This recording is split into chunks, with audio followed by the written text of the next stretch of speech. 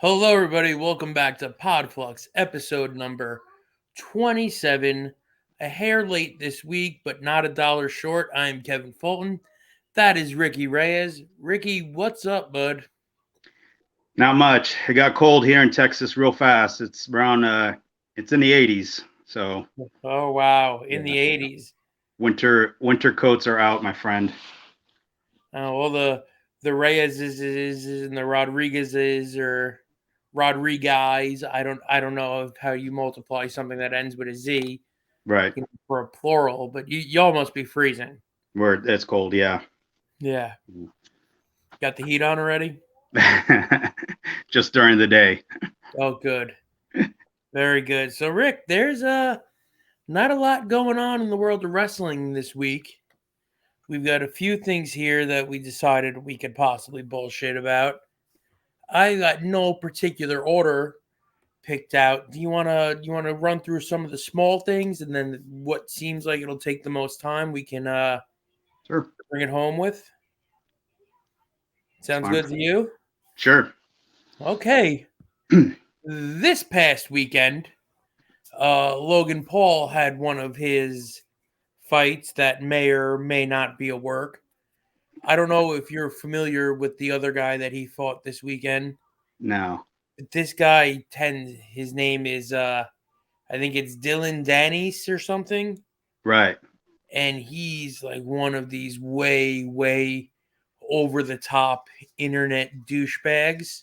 Oh. He's another one of these YouTube guys that took an MMA lesson, so they decided they're tough. And Logan Paul beat the friggin' bejesus out of him, which is, great in my book.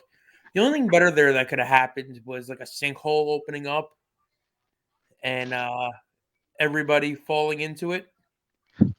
That's how we would win, in my estimation.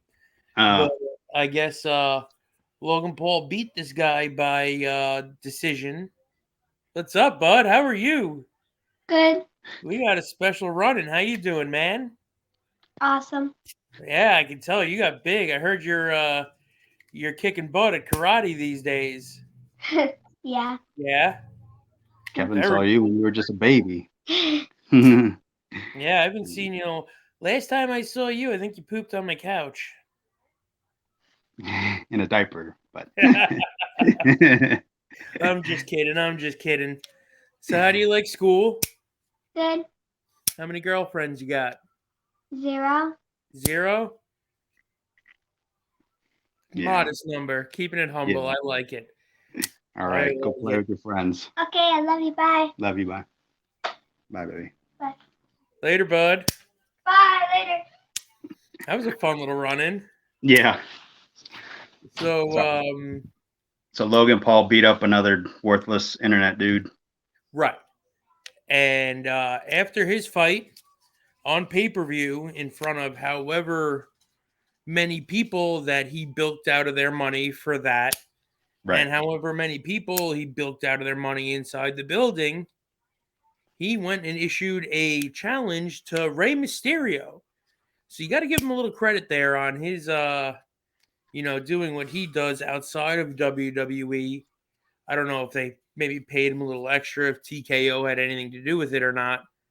But he's trying to, run angles, promote WWE on his outside ventures. That's good business right there. What do you think?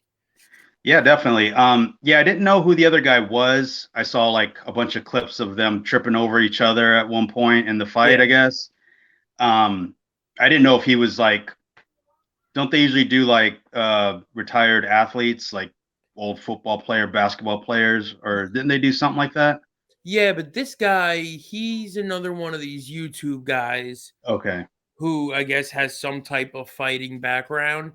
And he spent like every day on Twitter for the last 2.5 or 3 months, just like insulting Logan Paul's fiance. Oh, okay. A That's who that slut was. and all these other things. So like it's got work written all over it. Yeah. But Hype. Right. Yeah. Well, it's great for WWE to cross over into those to the other fans, like but he's, it seems like these the Paul brothers or whatever, Logan brothers, whatever they are, they're just smart promoters, right? They're just smart Right. businessmen. Like they're looking at it like they have huge followings, which apparently they do, and whatever they're just kind of like making anything they touch turns to gold type thing because they have a huge following, and they're the ones that do the energy drinks, right? Right. And all that, Prime. Yeah. I mean, it's a license to print money, right? I mean, it's just another energy drink, really. But these guys drink it, so I'm gonna buy that. I mean, even my son knows what Prime is, Right. because he watches YouTube, the YouTube shows and stuff. So I mean, Mayweather's kind of doing the same thing where he's doing his quote unquote exhibition fights, and people are buying them because it's Mayweather. They just want to see something either go tragically wrong, or who's he going to talk crap on next for the next event, so it's building to the next thing. Yeah. You ever see the 50 Cent videos from back in the day when he was ripping on Floyd Mayweather? Not I heard about him, but I didn't see. He was like, I'll donate $100,000 to any charity you want, Floyd, if you can read one page out of a Harry Potter book. Oh man, that's right. Floyd Mayweather allegedly can't read. Yeah, I know. Oh God, 50 was harsh, but continue. Anytime you say Floyd Mayweather, I immediately go to 50%. But I mean, that's what it is, because there's no big draws in boxing anymore. So people want to see something. And that's where, again, this TKO thing coming into play. How long until they realize we're giving away WrestleManias where we could be making millions in one night, before somebody says, yeah, that's not happening anymore, So that's just a matter of time, especially with a 2-night WrestleMania now. They're going to do some sort of package deal. They can charge something upwards of $120 is a steal for 2 WrestleManias. Right. People are going to say, yeah, I'll take it instead of spending, $80 for just one. I'll take the weekend. It's only a matter of time, again, as these guys start to reach deeper into WWE's business. That's going to become a thing. At least, I mean, I would go with Rumble, WrestleMania, the big 4, like I said, to just do that, would probably be the smart thing to do. But again, getting back to this is, it's just smart business, new fans maybe, or fans that know of wrestling are like, oh, this guy's wrestling too, or, if they do know about it, if not, whatever. But yeah, I mean, it's just smart. It's smart for them all the way around. I figured that stuff would start happening sooner than later. Do you have any interest in a Logan Paul Rey Mysterio mask match? I don't know. I mean, it's gonna be good because it's Rey, and Paul doesn't seem to be bad at wrestling. It'll be a little more constructed like a classic pro wrestling match with Rey, as opposed to what it was with Ricochet. Right. Because that was like spot fest type thing. And then I think it'll be a decent match. And do they put the belt on him? Well, that's what I'm wondering, because basically now they've also just given away the finish of this Rey Mysterio, Austin Theory, Santos Escobar rivalry or feud, whatever the story is going to be here. They basically are telling us now that they're going to go right to Logan Paul and Rey Mysterio. Right. Well, we know Rey's going to walk out of whatever he's doing on top, unless they're, planting a red herring here and it's, to throw us off the track. But he just went on pay-per-view in front of how many thousands? I don't want to say hundreds of thousands. It could have been 100,000, but I don't know if 100,000 people are buying boxing pay-per-views anymore. tens of thousands of people and made a challenge to Rey Mysterio. Right. So to use that as like, the plan to throw us off the scent, I think is unlikely. So, Yeah. I mean, I can go either way on it. Like you were saying, I can see it being, Rey Mysterio using Logan Paul as the quote unquote bigger guy and doing the, bounce off him here and there and them having a good match with him doing some athletic stuff also. Right. Yeah. But I don't really know if it was like, if I've sat back and was like, oh man, Logan Paul versus Rey Mysterio, that'd be dope. Like, Yeah. that hasn't entered my brain yet. Plus, it's so, the problem I have with it is they're not doing anything with Paul on TV. Obviously, he's getting ready for this fight. Right. So this is kind of one of those quote unquote, super matches or dream fights or whatever you want to call it for him and Rey, right? Just because it's Rey Mysterio. So I'm not emotionally invested in it, obviously, for anything, because I would imagine that Paul is a heel or plays a heel character, I think, right? So, I mean, I don't know. It's going to be, I mean, I don't know. I think it'll be good. I think it'll be a good match, but for what really, I guess, maybe to put the belt on Paul, just to give some more people to talking about WWE. I could see them doing that, but then you got two belts on SmackDown that are never on SmackDown. Right. But that, again, it doesn't really matter, because as long as LA Knight's on the show and does something, I mean, and then you got the Bloodline guys, they're there every week, even though Roman's not. Right. We're just kind of all waiting to see what's coming next. I guess, like, what is that supposed to be? Crown Jewel? Is that right? Or yeah. Okay, so they set up Crown Jewel. I mean, Crown Jewel's a throwaway pay-per-view. It's it's just easy money for them. So the thing is come off. Yeah, well, but the thing is to come off of Crown Jewel with something hot to lead us into Survivor Series, hopefully. So this could be a plan or something for Rey somehow. I don't know. Is this the Escobar turn? Is this I feel like LWO has to like turn on Rey and become heels, because Rey don't need them. They need Rey to make them legit, and then that could bring Escobar versus Rey into something big. Ideally, if you want to keep in the whole Lucha theme, run through. Now Rey runs through everyone in the LWO until Rumble, and then you do hair versus mask or something at Rumble. Right. Escobar's shaved. Now he's a bald, heel, and I don't know. Like, you can do all that good stuff like that, which would heat Escobar up all the way into WrestleMania if he did something cool like that, But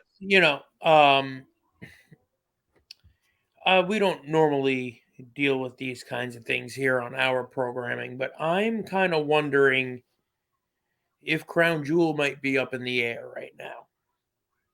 Oh yeah, just because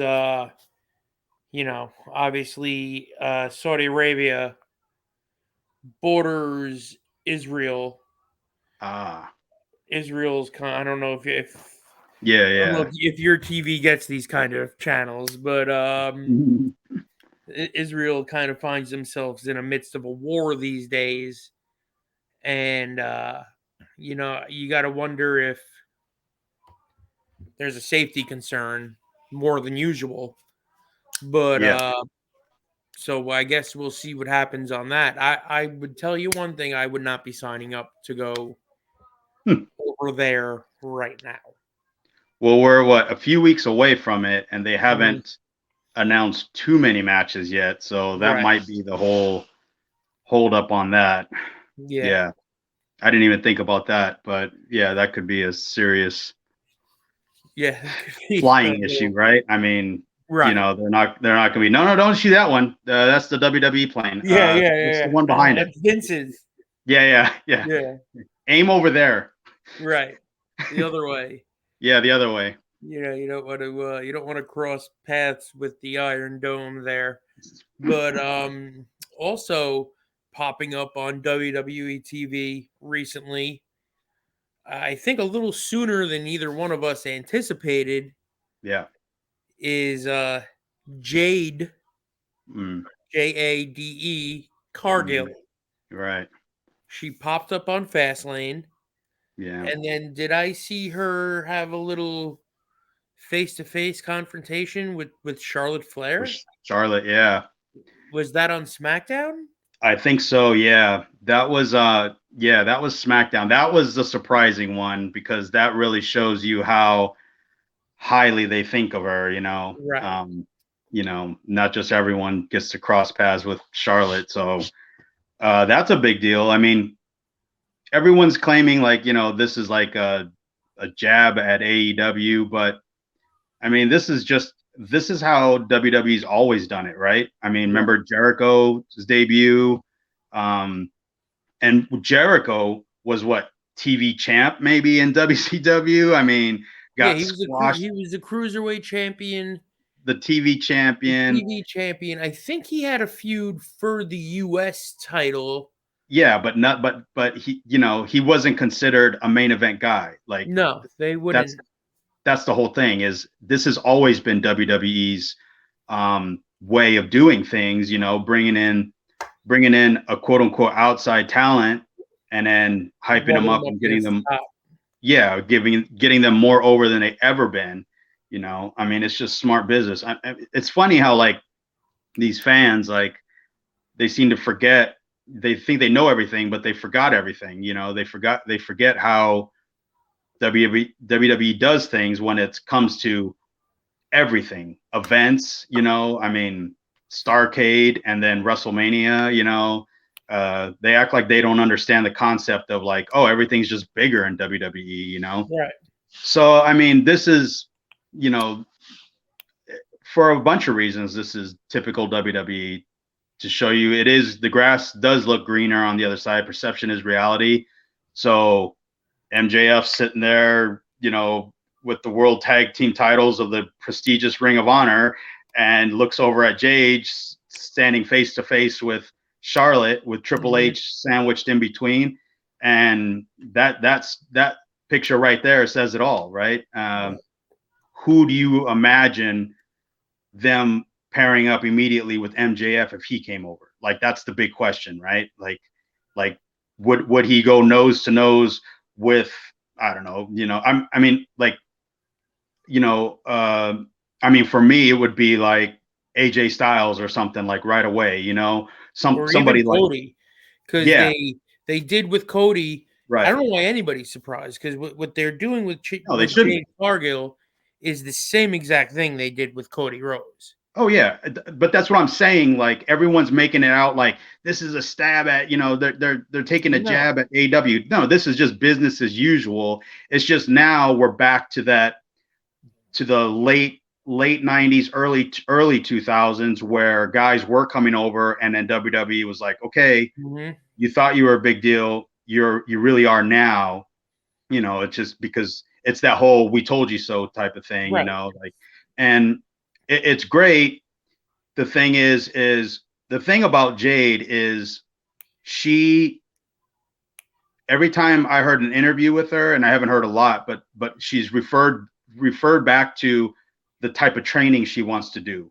She wants to be told, she's an athlete. She wants to be told by coaches better than her how to do this right. She wants to be coached. Right. She wants to learn. She wants to do, and that's all you can ask for anybody, right? I mean, when you guys book a show and use somebody new, you want them to come in and say, hey, what do you want me to do?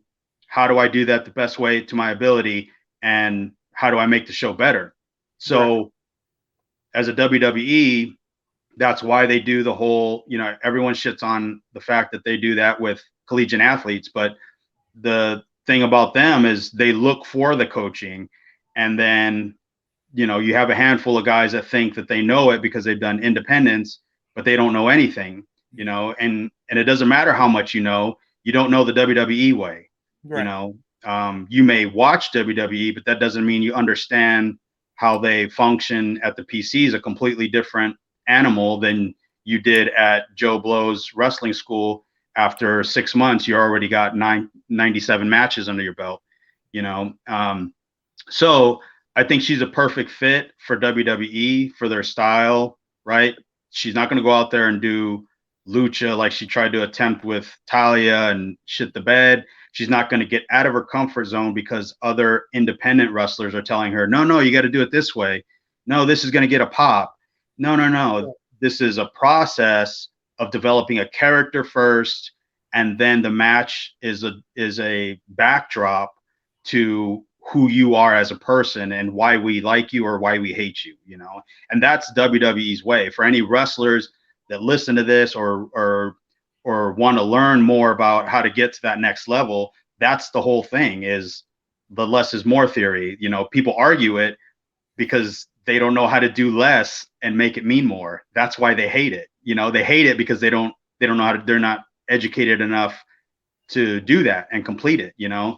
But when you learn that, and then you've realized the difference between, and like I've said it before, like working for pops or building to an eruption, those are two different things, two different styles of matches.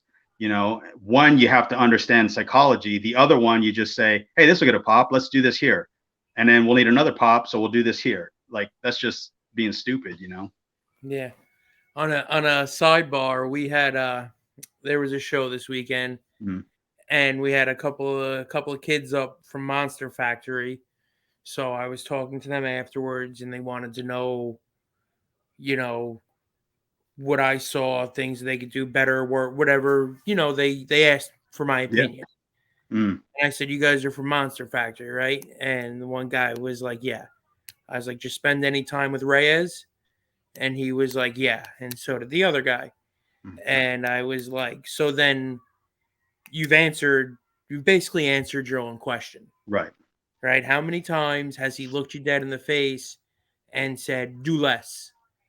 And when you think you're going slow enough, go even slower. And they were like, the one kid, Bobby Buffet. Oh, yeah. Yeah. And then the other kid, Marvelous. Oh, yeah. Little guy. Yeah.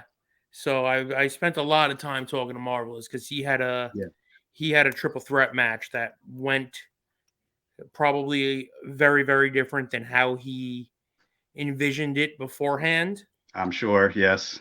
And, you know, so when I got to breaking it down for him, and I was like, listen, I was like, you made your match, you know, way, way, way before these people walked in the building. And I was like, and you're not very familiar with this crowd yet. So you've decided what you're feeding these people tonight instead of giving them a menu. You know, and then I broke it down anyway, here nor there. But I was basically, the less is more conversation happens a lot this weekend. And the guys who knew you already, once the conversation was done, they knew that they knew better beforehand. But anyway, I mean, yeah, that's the thing is it's tough when, you know, it's tough when they're going into a new place. You don't, but you should be that guy to say, hey, no, this is, you know, here's how it's going to go down, you know, and then give yourself that time to kind of figure out the flow here, and then accelerate when you need to on certain things that you know will work. You know, those guys, they're getting that experience, but I told them, you know, multiple times, like I think I told you guys, like you're good enough to call the match and figure it all out and have a way, but you haven't really earned the respect yet to be able to say, kid, here's how it's going down tonight, you know, just yet. So you're in a very uncomfortable position. And, you know, as I see those guys and girls kind of, you know, venturing out, I'm thinking in my head, like, they're probably going through a lot of that right now because they're doing a lot more different shows. And, you know, it is uncomfortable. It's a frustrating process, that part, right? So that's that awkward preteen. And we had a really weird crowd this weekend. It was like a 40-person birthday party on one side of the ring. So nobody knew anybody. Right. And then the whole other side of the building were the people who come to the shows. So you looked one way and you got nothing. And then you looked the other way and you got your reaction. So it was, you know, probably some tough terrain to trek there. So I said, listen, I was like, next time, watch the first match, see what they're buying, see what they're not buying, call your match, don't call so much but you gotta, it's all learning. It's all learning. Yep. Anyway, next on our agenda here, before we get to our couple of topics that have some real meat on the bone, Nick Aldis, formerly known as Magnus from NWA TNA all the way back in the day, has popped up in SmackDown, and apparently he's been a backstage producer there for a few months, and now they put him on air as the new general manager of SmackDown. Are you buying it? Well, I love Nick Aldis. I always liked him too. Yeah, I think he's great for this position, honestly, because he's a classic worker where he's going to make it work, very much an Adam Pearce like mentality on the business. Here's what you're doing tonight. And then he takes it and says, how do I make the most out of this tonight? In the right way. He's not going to overshadow people. He's not there to brag about himself. He's there to put the brand over. He's the authority figure, blah, blah, blah. I love it. I love it. Like, I'm excited. I'm excited that they have the GMs back, but this time, instead of just being like a Teddy Long type of character, it's a believable authority figure where I'm looking at it like, if Nick Aldis really walked into your locker room and said, here's what you're doing tonight, you would be like, okay, you got it. And so that's why I think it's so perfect. Selfishly, I would rather have him in the ring wrestling, right? That was my next thing. Yeah, but if you put him in the ring, how do we get him back out and then into the authority figure thing? Besides just like him coming to blows, turning into a big brawl. I don't know. Like, there's a lot there, I guess, you can do with that. But obviously they don't need it, so, because SmackDown, especially right at this particular moment, is so hot that they don't need them in the ring. I love the fact that they're using them. But with Nick, he's like Adam, where he's going to just do what's right for the show. So I love it myself. Do you think that this is made to end with him in the ring? Yeah. Yeah, you do? What? Do you think this whole thing is set up to end up with him in the ring? Or do you think that this is really a purely an on-screen authority? Like, remember when you ever seen the video of when Piper would be the manager, or where was that? Was that in Georgia? Yeah. Where Piper came in as a manager and a commentator, and slowly he transitioned into the ring. Is this that kind of setup, do you think? Or do you think this is really just designed for him to have this on-screen role, produce matches, and call for him wearing a several $1,000 suit? I think it's more that. I think it's more an on-screen personality, because you can always break him off to become a manager because he's a good speaker. the biggest issue, I guess, is his size. Like he's a huge man, and a lot of the other guys are a little bit smaller, so you got to be careful who you pair him up with. Way smaller. I saw a picture of him standing next to somebody, Oh, and yeah, his shoulder yeah, width yeah, he's is like jacked. two Seth Yeah, Rollins is. yeah, exactly. And then that's what I mean by like who you pair him up with. But I think it's more. I'm sure he's probably looking at it like, hey, I'm making a ton of money, not taking bumps.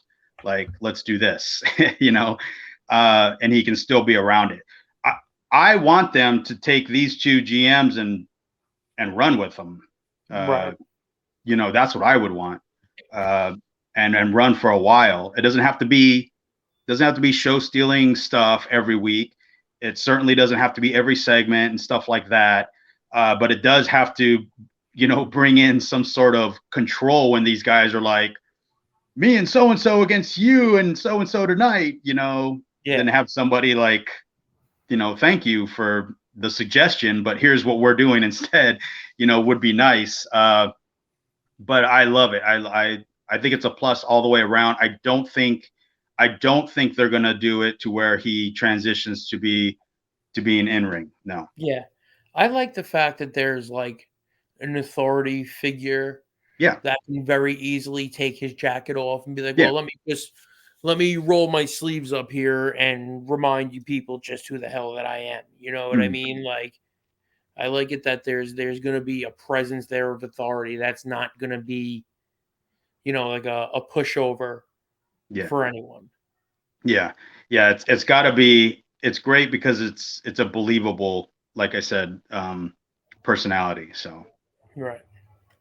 All right. And then TKO this week or last week, it's in the news that they've basically forcibly removed Vince McMahon from creative and put Triple H completely in charge with it, which I'm sure there's a Bruce Pritchard in a closet somewhere with his knees trembling.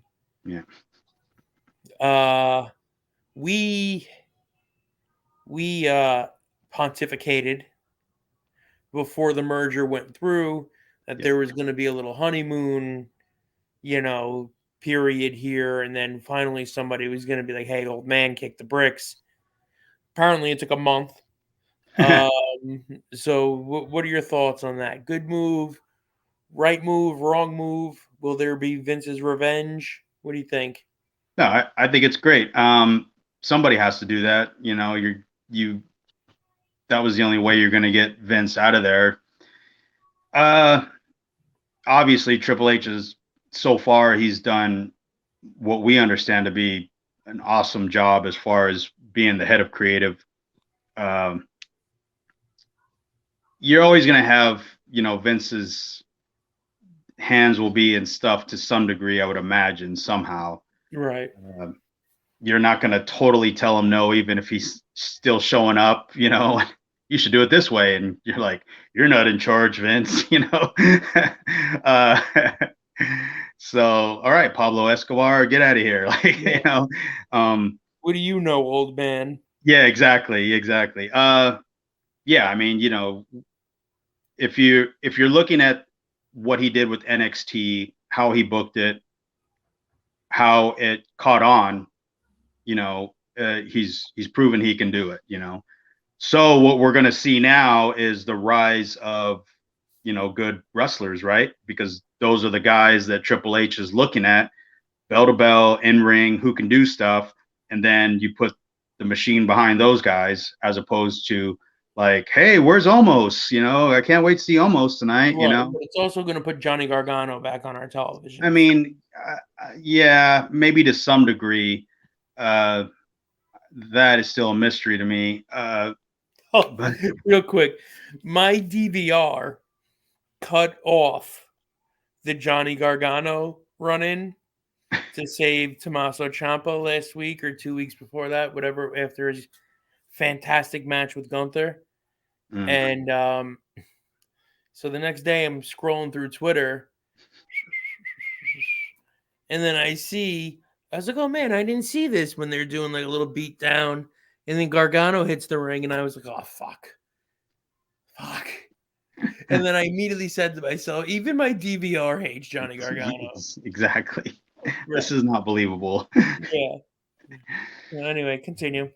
No, it's just yeah, I mean, it'll be good all the way around, and he'll make hopefully the in-ring mean a little more than what it has been meaning. So we'll see. I mean, it's a more positive thing for the wrestlers, I think, Right. because I feel like at least Triple H is one of those that sees if you put the work in the ring that you should get some sort of reward of some kind, as opposed to just how you look or your personality, or hey, he makes me laugh, put him on TV. I think that's a lot of Bruce and Vince's, like, what'll be funny is this guy does this, ha ha ha ha ha, let's do that. And people I wonder are like, if there's gonna have to be like a few week washout here of the leftover Vince shit, like last time, like when yeah, they had to get LA Knight out from being a model, and like yeah, exactly. all the other shrapnel. They had to get rid of Ezekiel and do this, Yeah. and it was much to Yeah, for do sure. There'll be that for sure. And then so by Survivor Series, post Survivor Series, going into Rumble, I mean, it should be pretty much all Triple H's stuff, right? I mean, I would imagine. Right. So they'll get through Crown Jewel if they go, and then what'll be Survivor Series will look like what direction we're heading into Rumble, which ultimately is WrestleMania. So, And then into Elimination Chamber, which apparently is emanating from Australia this year. oh, that's what's in Australia. Yep. Oh, okay. So Elimination Chamber officially bigger than Survivor Series. Yeah. Oh, yeah. So they're bringing in the big trucks all the way to drive all the way in Australia. Of all the shows, right? I know, right? Here's the most luggage we got to bring. Yeah. Let's pack Bring the heaviest, most ridiculous fucking thing we have. Yeah. Bring the heaviest shit we got. Let's go the furthest part of the world. Yeah. No, not the Punjabi prison. Just let's do Elimination Chamber. That's hollow sticks. We need chains and heavy rubber mats. Yeah. Over 2,000 tons. Whatever the hell they used to say. Ridiculousness. All right. Our last piece of ridiculousness here for the night, Rick. And we're, a few days behind everybody else, but we've yet to discuss it. Right. So AEW got relocated to Tuesday last week for some type of real sporting event. And they called it Title Tuesday, and they put it up against NXT. So like we've been speaking about was the 1-800, dial a star that Vince McMahon's got in his office. Yep. And they're going to bring John Cena. Yeah. And then they brought over, we're gonna do Paul Heyman. And then we're gonna do the first half hour commercial free. And Tony Khan was like, I'm gonna do the first half hour commercial free. And then Triple H and Vince McMahon were like, hold my beer. Okay, because we're gonna bring over Cody Rhodes and we're gonna bring The Undertaker. Right? And then Tony Khan was like, yeah, well, I've got Orange Cassidy. And so the NXT show I did not watch because I knew that was going to be good. Right. Yeah. Right. And you know me, I love bad wrestling. So I entertained, I don't want to say I watched, I listened to while doing other things, AEW Title Tuesday. What'd you catch from that show? Somehow Orange Cassidy won the belt back. Right. Was that the "Go fuck yourself" line? No, right? No, okay. That was the week before. The week before. Okay. Yeah, I don't recall much else from that. They did I believe they did Jericho and Hobbs. Oh. And Hobbs beat Jericho. Oh, good. They did Orange Cassidy versus Phoenix. What was the reason behind that though? Because The it was advertised. No, it was advertised Phoenix and Moxley. right. I think they're out on that. Was that Moxley still wasn't cleared? Oh, okay. So basically, they put it back on Orange Cassidy Right. to make sure to confirm to us That it that wasn't Phoenix supposed. wasn't supposed to win it to begin with. That's the best. But They're so now dumb. the AEW fans are like, well, Cassidy's going to be a heel now. And they made like a side by side clip of the first time he won it. There was like gold ticker tape and he celebrated with all the best friends, right? Right. And then the second time he won it, it was like orange ticker tape. And he kind of just blew by all the best friends. So they're anticipating an Orange Cassidy heel turn, which I know diehard wrestling fans have been chomping at the bit for. Okay. Like, Okay. there's nothing screams intense, vicious heel like a dude in aviators, but his hands in his jean pockets. Right. With Right. an upset Orange Cassidy. Yeah. Look out. They also presented to us. Hang on, I got it right here. I've even got the quarter hour breakdowns if you wanted to go through them, but they had Bryan Danielson versus Swerve Strickland to open the show, and that didn't really do a number. They had Hobbs and Jericho. They had a Kingdom and Roderick Strong package. Cassidy versus Ray Phoenix. They had a Tony Storm video. They had Wardlow versus Matt Sydal. They blew the cobwebs off of Wardlow and Matt Sydal. What? Mm-hmm. They had Jay White and Adam Page.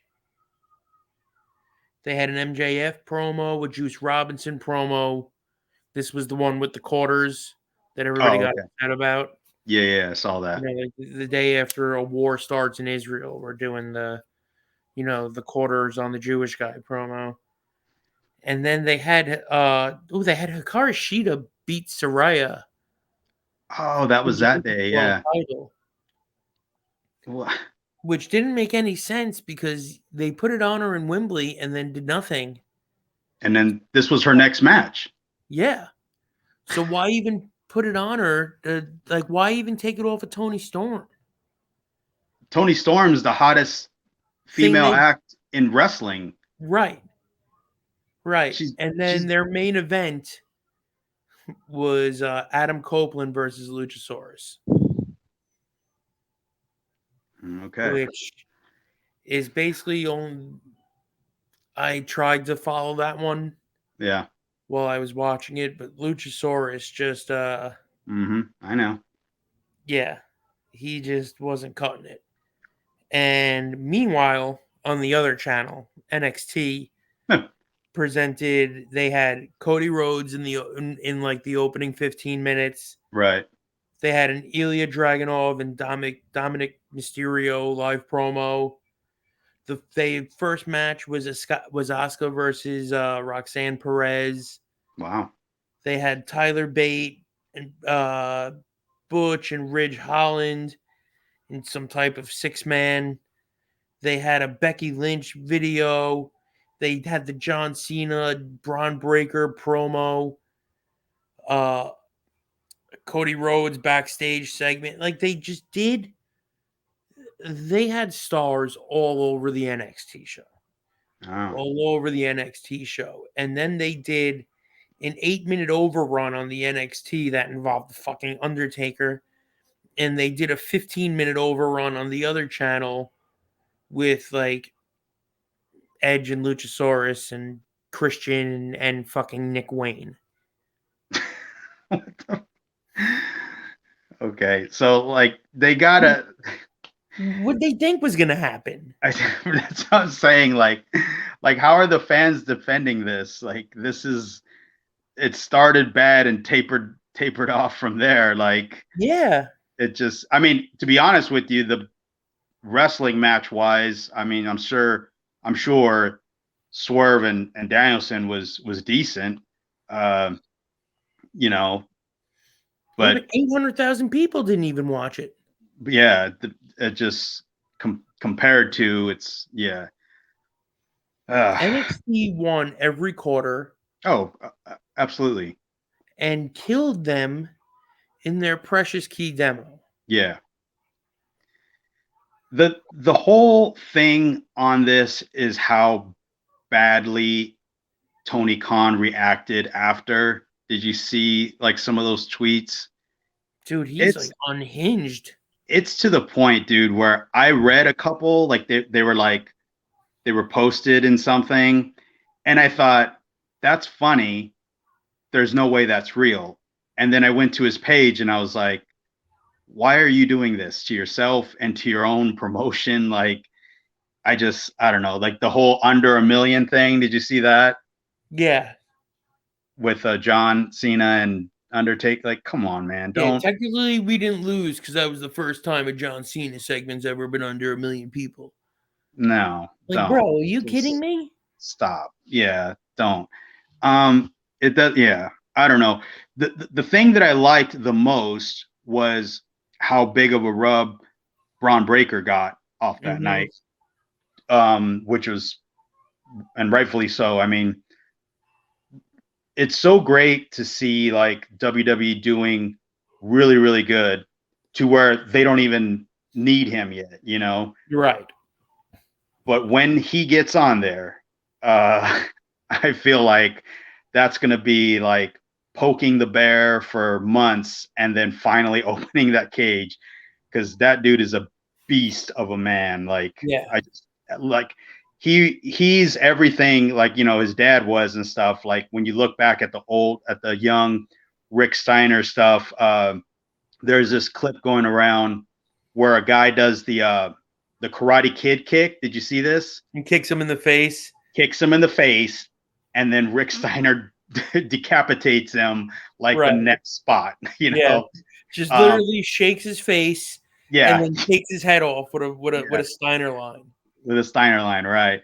I feel like he's gonna have one of those type of runs because he's gonna be too amped up and to not understand, slow down. You know, so like I have pity for the first few guys that have to get in there with him before he like takes a breath. You know.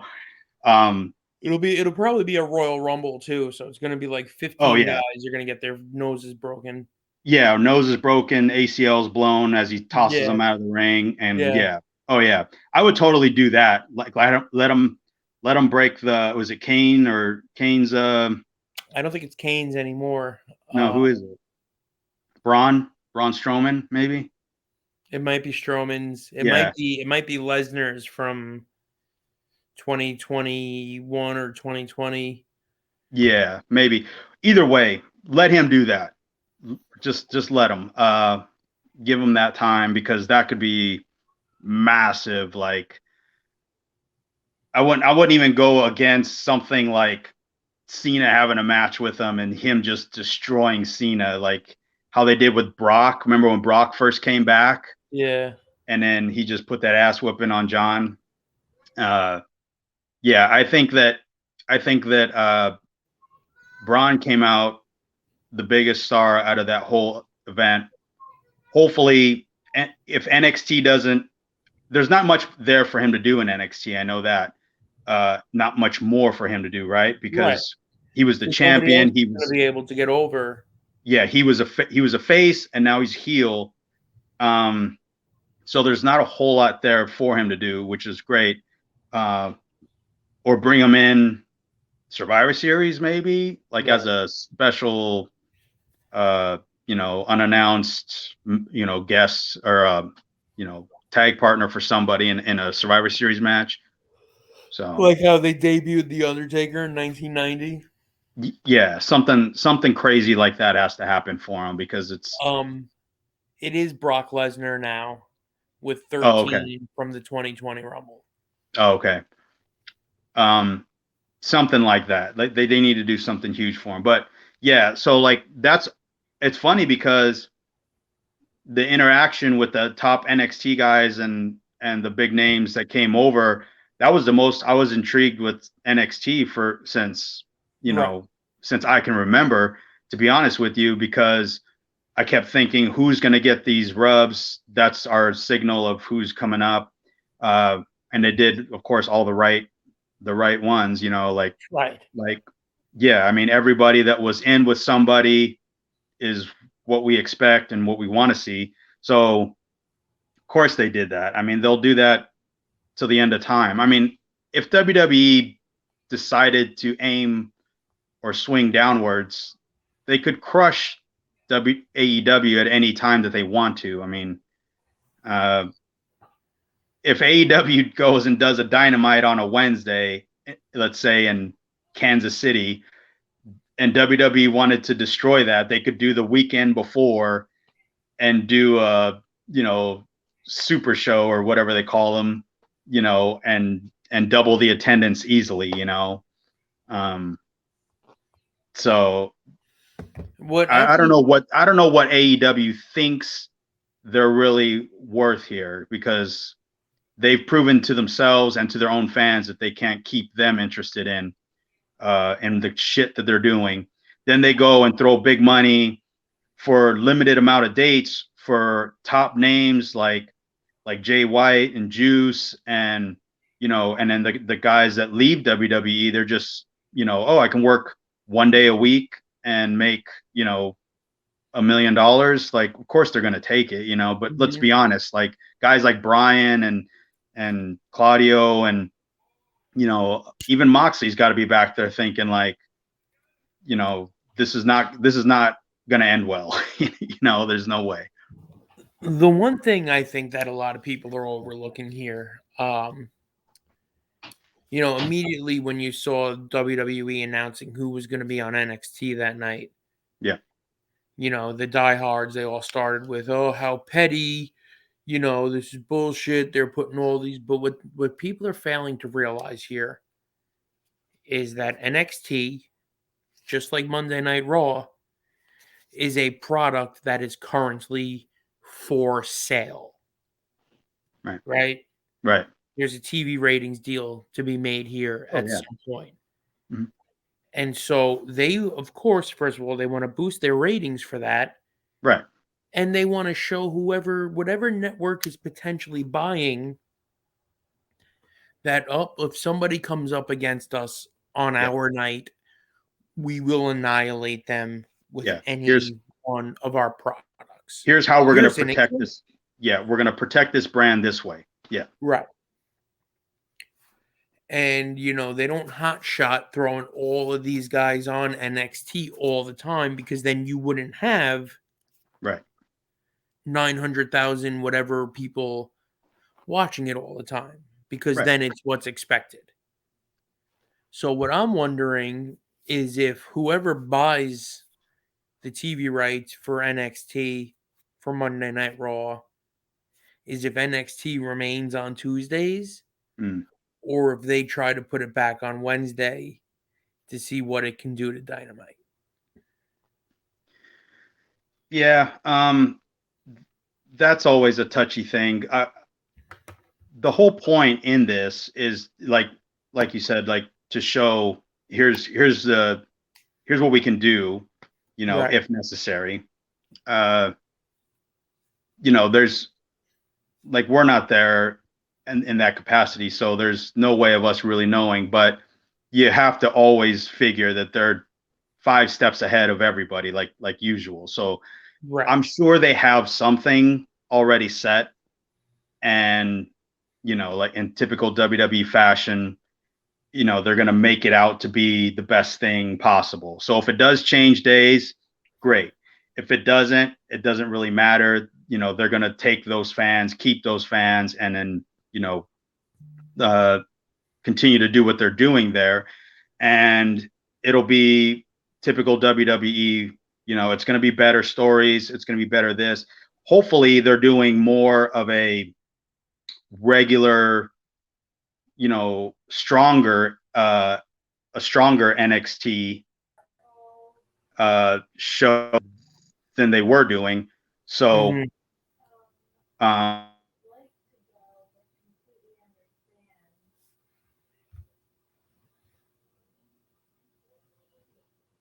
storylines, better character developments, and all we that. lost you there for about 10 seconds.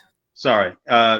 That's what we want as fans, you know, is better storylines and better character development, which they're doing. It's not the NXT black and gold like it was, but Right. it's better than what it first became. That whole, you know, Nickelodeon, you know, throwing up the slime Color look. bomb it.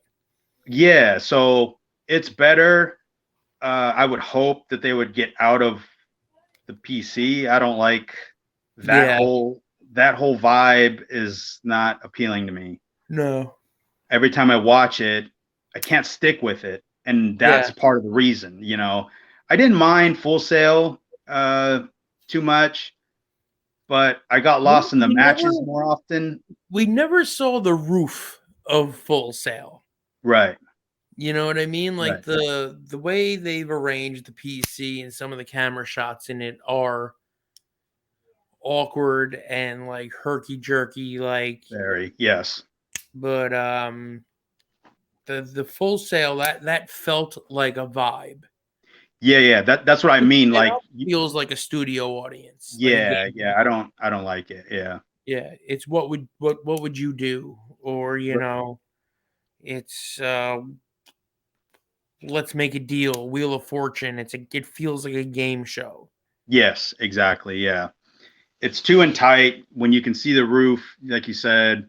The shots are, the entrance is not up and then down into the ring like we're used to seeing, I guess. You know, it's just kind of like, it's like right there, you know. So like, you know, Taker's bike ride was like 3 seconds, you know.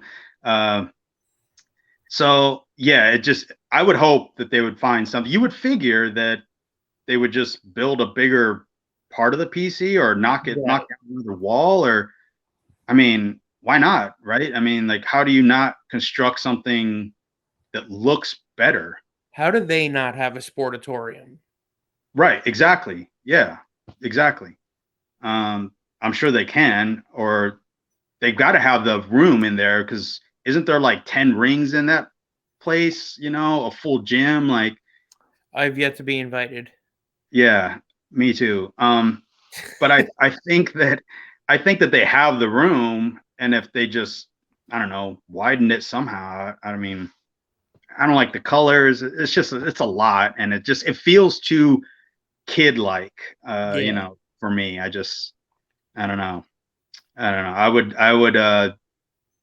would use, that would be the only brand that I would use purposely to put out AEW. Like Raw and SmackDown, I wouldn't even acknowledge. There's zero acknowledgement of AEW, obviously. And then with NXT, I would purposely just use it solely to take those fans over, like they were doing with the Black and Gold brand. Have you seen any of the it's a documentary on Netflix called The Wrestlers?